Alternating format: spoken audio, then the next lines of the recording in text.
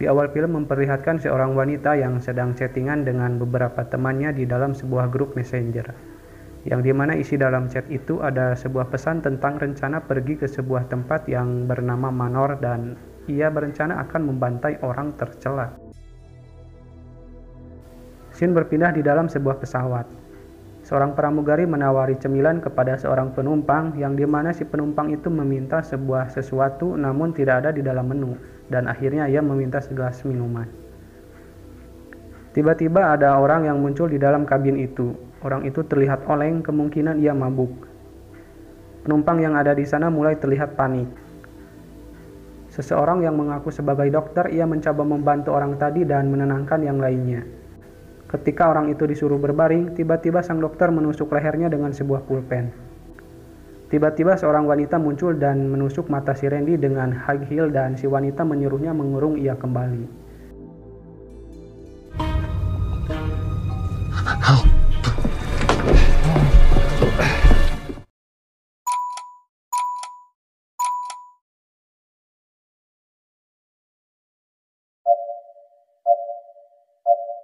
Go! Di sebuah tempat, seorang wanita terbangun dari tidurnya dengan mulut terganjal sebuah benda.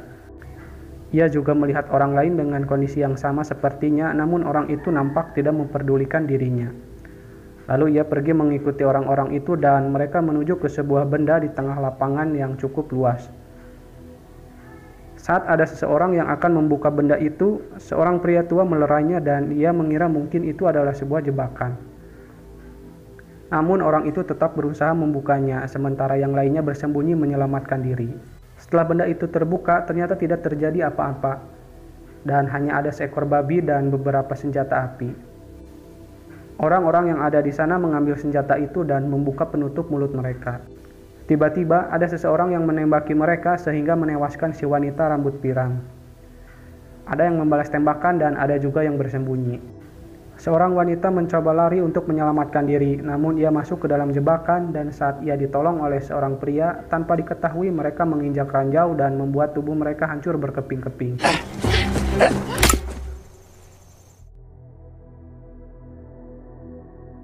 Orang-orang yang masih selamat mereka bertemu di satu titik dan mereka mencoba melewati pagar pembatas. Tiba-tiba ada sebuah anak panah mengenai salah satu dari mereka. Dan si kakek yang terkena anak panah menembak ke arah panah itu, namun naas ia harus mati karena beberapa anak panah mengenai tubuhnya. Orang yang selamat tadi mereka berlari menuju ke sebuah pom mini. Di sana ada sepasang orang tua dan sepertinya mereka tidak tahu apa-apa. Salah seorang dari mereka menanyakan ada di daerah atau negara mana saat ini mereka berada. Dan si nenek penjaga toko menjawab bahwa mereka berada di Arkansas. Pria itu meminta sebuah ponsel dan ia menelepon 911 untuk meminta bantuan. Dan si pria itu mengaku bahwa ia sedang diburu seseorang dan ia dibawa ke sana dibius dan diculik oleh orang yang tadi kenal. Kakek nenek itu menyuruh mereka untuk menyimpan senjatanya dan si pria menolak karena ia takut mereka akan diserang lagi. Tiba-tiba salah satu dari mereka keracunan karena makanan yang ia makan di tempat itu. Dan si kakek nenek ini melemparkan gas beracun ke arah mereka serta menembak salah satu dari mereka. Si kakek berbicara kepada salah satu dari mereka bahwa ia tak percaya ucapan pria itu di internet tentang elit tak bertuhan. Lah, sebenarnya apa yang terjadi dan saya masih bingung. Lanjut ke cerita, setelah membersihkan mayat mereka, kakek nenek ini berselisih karena si nenek merasa kasihan pada salah satu dari mayat itu karena ia sudah menikah. Dan tiba-tiba ada seseorang yang menghubungi si nenek. Ia menyuruh mereka bersiap-siap bahwa akan datang seseorang dengan julukan Snowball. Dia adalah seorang wanita dan ia tak bersenjata. Tak berselang lama Snowball datang dan ia hendak membeli sebuah rokok. Selain itu ia menanyakan ada di negara mana ia berada. Si nenek menjawab bahwa ia berada di Arkansas. Tiba-tiba Snowball menyerang mereka dan membunuh si kakek nenek. Dan si Snowball ini mengetahui tipuan mereka. Setelah itu ia mengecek mobil yang ada di luar. Ternyata mobil itu sudah dipasangi bom. Dan sekarang ia mengetahui dirinya berada di Kroasia. Snowball bersembunyi di sebuah semak-semak sembari mendengarkan percakapan orang yang memburu dirinya di sebuah walkie-talkie. Tiba-tiba ada sebuah drone mengintai tempat itu. Secara mengejutkan, ada yang menembaki drone itu dan orangnya bernama Gary. Setelah itu Snowball menunjukkan dirinya dan ia hampir ditembak oleh si Gary, namun Snowball menyatakan bahwa ia berada di pihaknya dan ia memberitahukan ada sebuah bom di bawah mobil. Lalu mereka pergi dari tempat itu menyusuri rel kereta api. Gary menceritakan pengetahuannya dari sebuah artikel yang ia baca. Setiap tahun para elit liberal membuat kebijakan. Mereka menculik orang biasa dan memburu mereka untuk olahraga di sekitar rumah besar di Vermont. Info itu ia kirimkan kepada 50 temannya. Tiba-tiba datang sebuah kereta pengangkut barang. Snowball dan Gary berusaha untuk masuk ke dalam gerbong kereta itu, dan setelah mereka masuk, ternyata di dalam sana ada beberapa imigran muslim. Snowball mencurigai mereka dan Gary berusaha untuk menggertak mereka. Tiba-tiba kereta berhenti dan ternyata ada pihak militer yang hendak mengecek kereta itu. Entah kenapa hanya pihak muslim saja yang mereka periksa.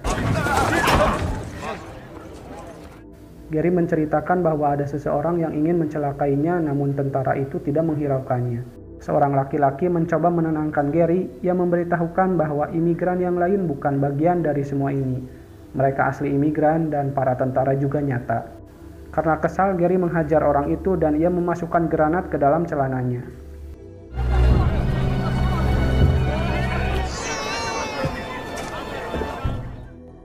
Snowball dibawa ke sebuah camp dan ia diinterogasi di sana. Ia menceritakan bahwa ia diculik dan dibius oleh seseorang yang tadi kenal, dan ia ingin menghubungi kedutaan Amerika. Dino menebak bahwa Snowball sedang diburu seseorang, karena ada seseorang yang ia tangkap dan ia bernama Don dan ia sama senasib dengannya. Saat hendak makan, si Don mempertanyakan kenapa mereka memberikan senjata sebelum menghabisi semuanya dan apa gunanya babi itu. Si Don mempertanyakan pendapat Snowball tentang semua ini, namun ia tidak menjawabnya. Saat mereka sedang makan, tiba-tiba ada seseorang yang akan membebaskan mereka. Mungkin ia dari kedutaan.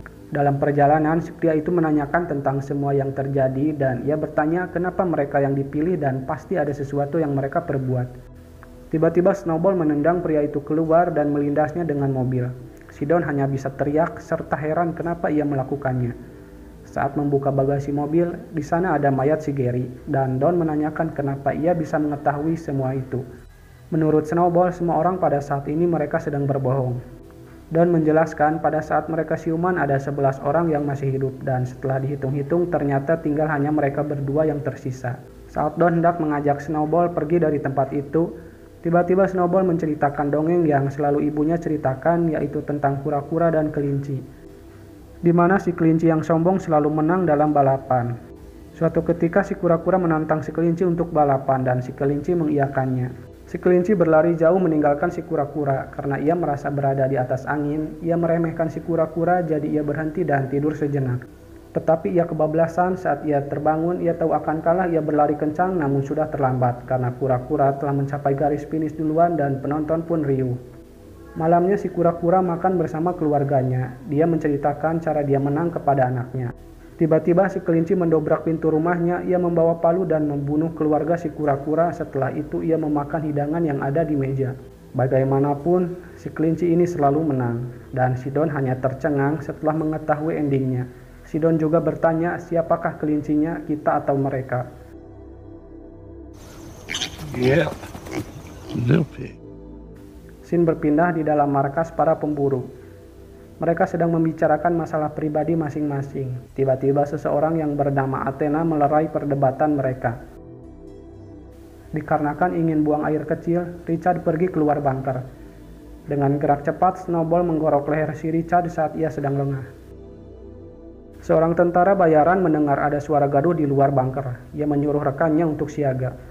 Tiba-tiba si babi kecil itu muncul di hadapan mereka. Karena refleks mereka menembaki babi itu. Saat semua sedang lengah, Snowball berhasil masuk dan menembaki mereka satu persatu. Seperti tidak ada perlawanan, mereka semua berhasil dilumpuhkan.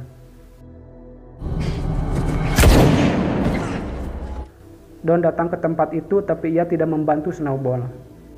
Si Snowball mempersilahkan si Don untuk menginterogasi mereka karena ia sempat marah saat si Snowball akan membunuh si duta palsu. Tiba-tiba si Athena memanggil Don dan menanyakan apakah ia sudah membunuh mereka. Sempat terjadi kebingungan antara Don dan Snowball. Akhirnya dengan berat hati Snowball menembak si Don. Setelah itu Athena menyuruh Snowball untuk menemuinya. Ternyata si tentara bayaran masih hidup dan dialah yang mengajari mereka menembak. Lebih tepatnya si tentara ini berhutang budi kepada si Athena. Snowball menanyakan keberadaan si Athena dan si tentara memberitahunya. Tidak hanya itu, ia memberitahukan bahwa si Athena sudah seperti seorang prajurit. Ia juga sudah berlatih selama 8 bulan. Cerita beralih pada 1 tahun yang lalu. Paul memberitahukan Athena bahwa data si Martin telah diretas. Si Athena ini adalah seorang CEO dan Martin adalah teman dekatnya. Martin harus mengundurkan dirinya serta percakapan mereka dalam sebuah pesan teks tentang pemburuan dan pembantaian orang tercela. Hal itu dianggap nyata oleh orang-orang di luar sana. Dan banyak situs yang membahasnya karena hal ini. Banyak partner bisnis mereka yang mengundurkan diri. Dan Athena juga dituntut untuk mengundurkan dirinya. Tapi Athena merasa itu semua hanya sebuah gurauan. Apalah daya, semua orang telah mempercayai isi pesan tersebut. 4 bulan setelah itu, karena kesal Athena dan teman-temannya merekrut orang-orang yang telah membahas pesan teks itu di media sosial untuk dijadikan buruan dan mereka akan mewujudkan isi pesan itu.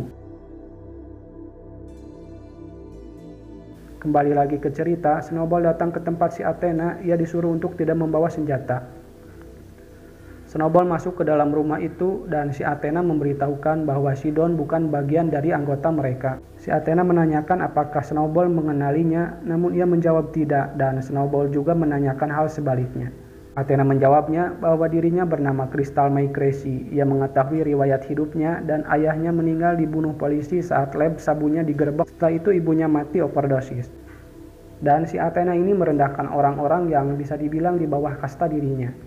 Menurut Athena, si Snowball mengutarakan pendapatnya di dalam internet tepatnya 13 bulan lalu dengan nama Justice for All, yang dimana isi dari cuitannya yaitu Athena Stone membunuh orang yang tak bersalah untuk olahraga. Buktinya ada di sana. Dan intinya ia mempercayai isi pesan teks itu dan menganggapnya sebuah kebenaran. Athena membela dirinya, itu hanyalah sebuah candaan tapi orang-orang menganggapnya serius. Semuanya terwujud karena orang-orang yang mempercayainya dan ia memaksanya. Snowball mengakui dirinya bahwa ia bukan Crystal, ayah ibunya juga masih ada dan setelah itu mereka langsung berkelahi. Saling bergantian mereka melayangkan pukulan. Snowball tertusuk pisau namun ia masih bisa bertahan.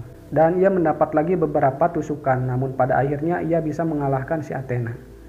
Saat sedang terkapal, si Crystal atau si Snowball ini menanyakan kepada Athena kenapa ia dijuluki si Snowball dan ia menjawab itu hanya keinginan si Athena saja. Si Athena juga menanyakan apakah ia Justice for All dan Crystal yang tepat, namun si Snowball tetap menyangkalnya bahwa ia bukan si Crystal yang ia maksud. Tak berselang lama si Athena meninggal.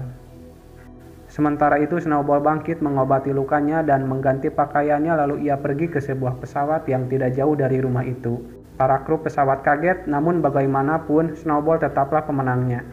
Dan cerita pun tamat. Ada pelajaran yang bisa diambil dari film ini yaitu bijaklah dalam menggunakan media sosial.